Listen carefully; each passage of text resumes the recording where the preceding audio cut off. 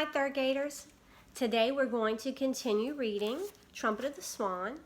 We are on chapter 13 today. The title of this chapter is End of Summer, and it begins on page 134. Remember, you should also have your new packet handy because I'm going to be pointing out the vocabulary words as we come to them. A trumpet has 3 little valves. They are for the fingers of the player. They look like this. By pushing them down in the right order, the player can produce all the notes of the musical scale.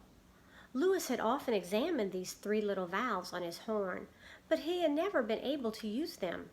He had 3 front toes on each foot, but being a water bird, he had webbed feet. The webbing prevented him from using his 3 toes independently. Luckily, the valves on a trumpet are not needed for bugle calls, because bugle calls are just combinations of do, mi, and so, and a trumpeter can play do, mi, and so without pressing down any of the valves. If I could just work those 3 valves with my 3 toes, he said to himself, I could play all sorts of music, not just bugle calls. I could play jazz, I could play country and western, I could play rock, I could play the great music of Bach, Beethoven, Mozart, Sibelius, Gershwin, Irving Berlin, Brahms, everybody. I could really be a trumpet player, not just a camp bugler.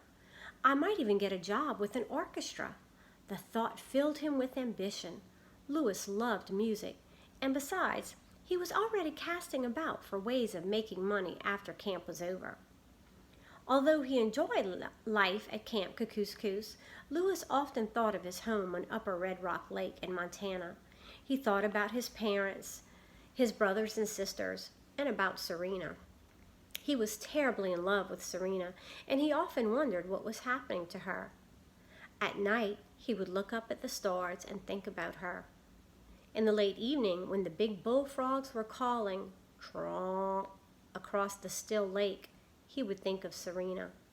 Sometimes he felt sad, lonely, and homesick. His music, however, was a comfort to him. He loved the sound of his own trumpet. Summer passed all too quickly. On the last day of camp, Mr. Brickle called his counselors together and paid them what he owed them. Lewis received $100, the first money he had ever earned.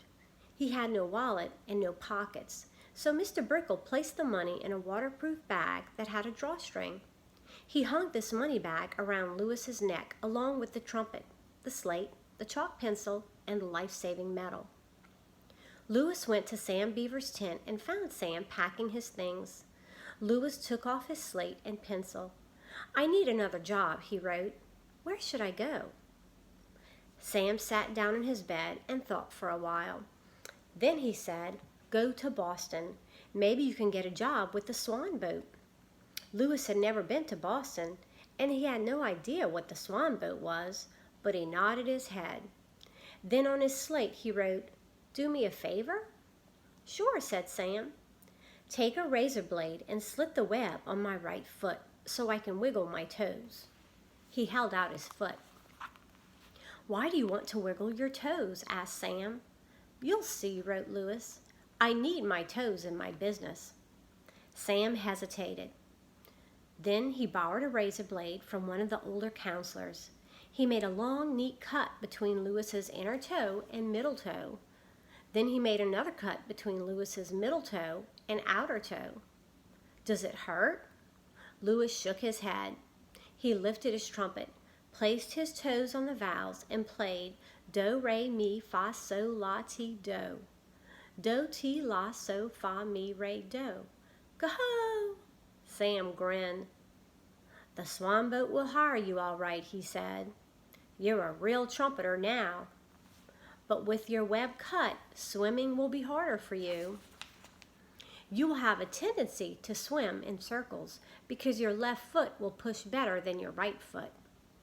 And on that sentence, the first line, the 4th word is a vocabulary word, tendency. I can manage, wrote Lewis. Thanks very much for the surgery. Next day, the campers left. The canoes had been hoisted onto racks in the boathouse. The float had been hauled onto the beach. The windows of the lodge had been boarded up against bears and squirrels. Mattresses had been packed into zipper bags. Everything was snug and ready for the long, silent winter. And on the second line of that sentence, it's a rather long sentence, but second line, the very first word is hoisted. Hoisted. That's a vocabulary word. Of all the campers, only Lewis stayed behind. His flight feathers were growing fast, but he still couldn't fly. He made up his mind he would remain at camp, all alone, until he was able to take to the air again, and then he would fly straight to Boston. The lake was lonely without the boys, but Lewis didn't mind being alone. For the next 3 weeks he took life easy. He grew his flight feathers, dreamed of Serena by day and by night, and practiced his trumpet. He had listened to music all summer. Several of the boys had radios and record players, and now he practiced the songs on his trumpet. Every day he got better and better. One day he composed a love song for Serena and wrote the words and music on his slate. Oh, ever in the greening spring, by bank and bough retiring, for love shall I be sorrowing, and swans of my desiring. He was really thinking of Serena, but he left her name out of it and kept it impersonal. His plumage was beautiful now, and he felt great.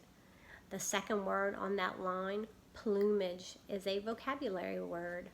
Plumage. On the 21st of September, he tried his wings. To his great relief, they lifted him. Lewis rose into the air. The trumpet banged against the slate. The slate knocked against the money bag. The life-saving metal clinked against the chalk pencil. But Lewis was airborne again. He climbed and headed for Boston.